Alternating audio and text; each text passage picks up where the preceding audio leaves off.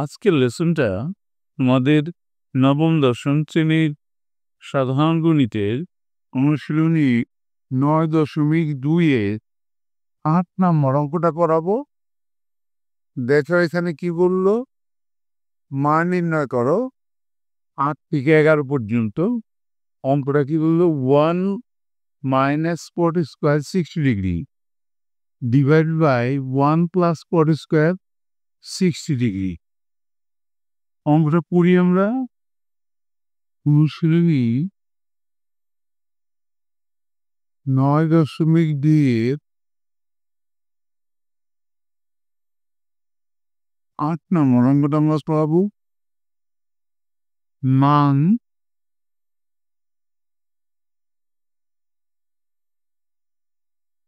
নির্ণয় করতে হবে। কার মান নির্ণয় করতে হবে? আমরা প্রশ্নটা আগে লিখে নিই। 1 - cot স্কোয়ার 60 ডিগ্রি আরেকটা আছে divide by 1 + cot square 60 degree.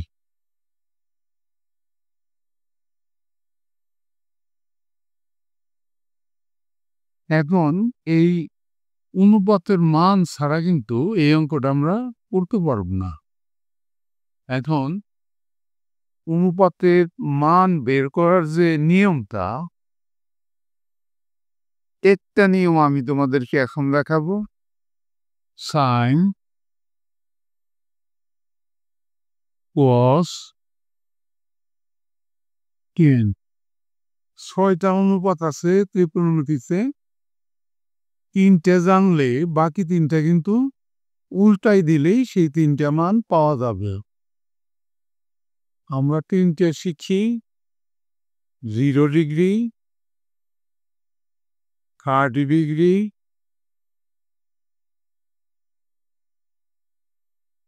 45 degree, 60 degree, এরপর আছে 90 ডিগ্রি।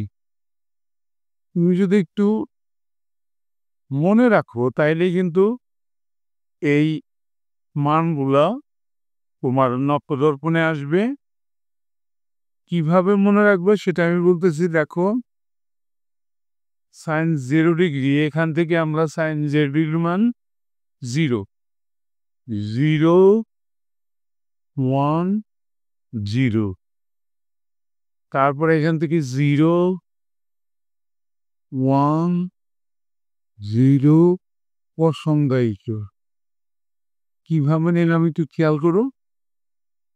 এরপরে sign 30 half, cos 60 half,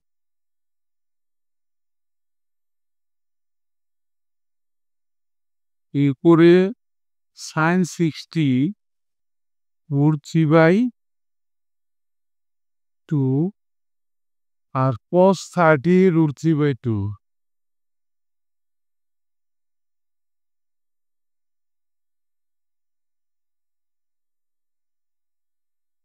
tan 30 মান 1/√3,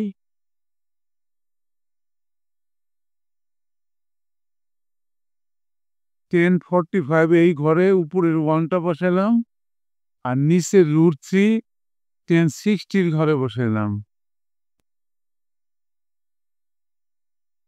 এইভাবে যদি তুমি 10 বার তুমি তোমার খাতায় লিখতে পারো, আমি যেভাবে লিখলাম। আর সাইন 45 ডিগ্রি 1/√2, cos 45 ডিগ্রি 1/√2।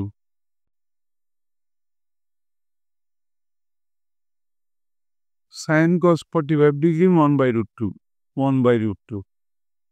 এইভাবে তুমি 10 বার তোমার খাতায় যদি প্র্যাকটিস করো তাহলে সবগুলো মান কিন্তু তোমার মনে থাকবে।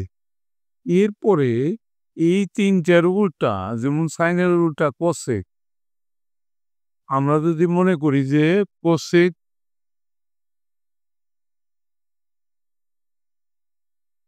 কোসেক 30 ডিগ্রির মান কত?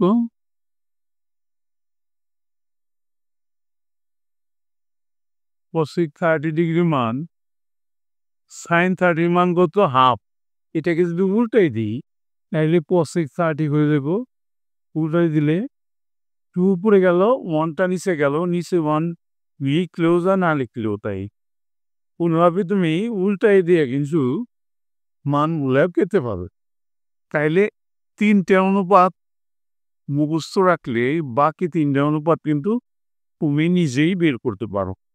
দেখো 0 1 0 0 1 0 অতঙ্গায়িত sin 30 cos 60 half, sin 60 cos 30 √3/2, sin cos 45 degree 1/√2 1/√2, tan 30 মান 1/√3, 1 এই ঘরে দিলাম আর √3 পরের ঘরে দিলাম।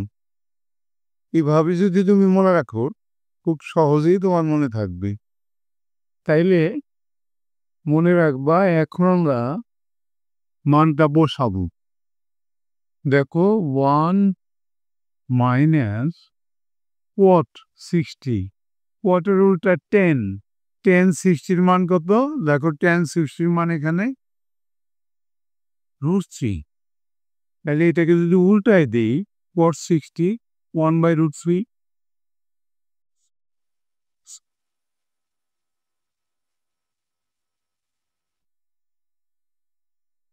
এরপরে 1 প্লাস cot 60 মান 1/√3।